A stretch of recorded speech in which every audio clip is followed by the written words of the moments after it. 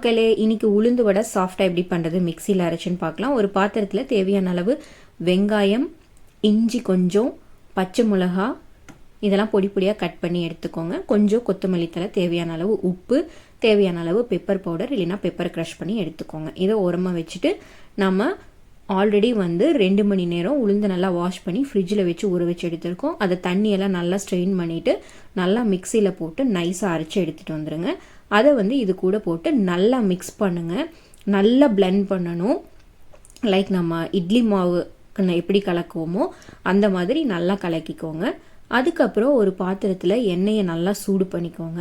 கையை ஒவ்வொரு டைம் வடை போடும்போது தண்ணியில் நனைச்சிக்கோங்க. ரொம்ப நனைச்சிடாதீங்க, லைட்டாக நனைச்சிட்டு இந்த மாதிரி கொஞ்சம் கொஞ்சமாக பால் சைஸில் எடுத்து ஒரு ஹோல் சென்டரில் போட்டு உள்ளே போட்டுருங்க. அப்போ தான் கையில் ஒட்டாமல் விழும். அதுக்கு தான் தண்ணியில் நனைக்க சொல்கிறேன்.